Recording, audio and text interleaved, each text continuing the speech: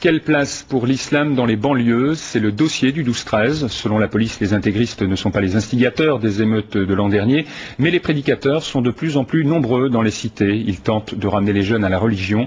Les maires, de leur côté, accélèrent la construction des mosquées. C'est une enquête signée Pierre Nicolas et Salah Agrabi.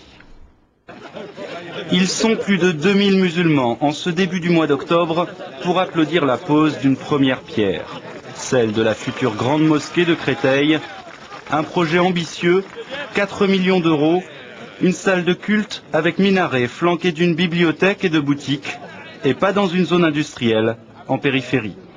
Situer ce centre culturel et cultuel en centre-ville, proche de la mairie, proche de la préfecture, c'est montrer aussi qu'on souhaite que l'islam s'intègre à la République. Une grande mosquée, il y en aura bientôt une à Clichy-Montfermeil. Ici, à la mosquée Bilal, où des gaz lacrymogènes étaient entrés au tout début des émeutes, les hommes politiques de tous bords sont venus célébrer cet islam républicain autour d'un méchoui. Quant aux jeunes barbus qui appelaient au calme il y a un an, le député maire UMP du Raincy semble aujourd'hui s'en accommoder. Les barbus, c'est des jeunes qui sont pas forcément des islamistes, pas forcément des extrémistes.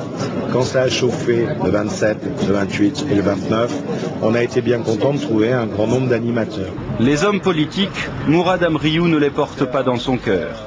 Pour lui, la barbe, c'est un signe de sagesse. Et s'il faut promouvoir l'islam, c'est dans la rue que cela se passe.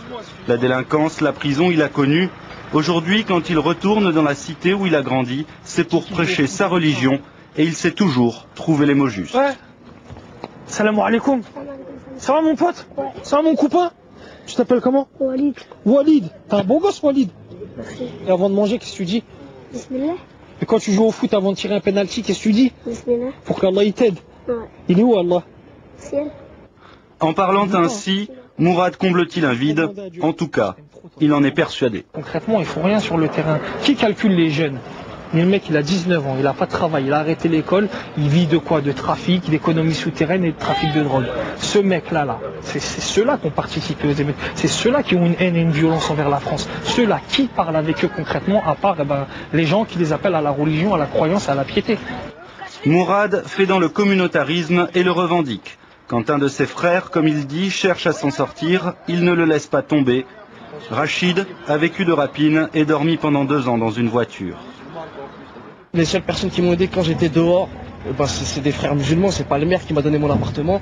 Je l'ai eu grâce à un frère qui m'a laissé vivre chez lui sous son nom d'appartement, il m'a laissé son appartement dans lequel il vivait. Un travail, c'est pareil, c'est pas. J'ai cherché, j'étais inscrit dans plein de boîtes d'intérim, à la NPE, tout ça. C'est des frères qui ils ont ouvert un petit taxiphone, ils m'ont dit vas-y, tu peux faire caissier, on m'a aidé par rapport à tout ça, quoi. Alors Mourad, éducateur social ou religieux? Un peu des deux.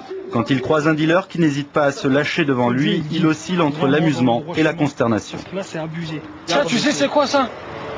Ça, c'est la chose avec laquelle la société française elle a pu faire en sorte que les jeunes des cités ne sortent pas de leur cité. Va dans ta cité, fais pas d'études, deviens pas quelqu'un d'instruit, deviens pas quelqu'un d'intellectuel, deviens pas quelqu'un qui comprend le monde dans lequel on vit, vends de la drogue, vends ta drogue, prends ton argent, dans ta cité t'es un roi et dans la société t'es une merde. Ça c'est un gros poison.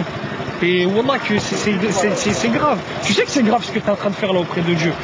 Tu es en train de te droguer normal. En plein mois du Ramadan, il roule un gros pet comme si de rien n'était.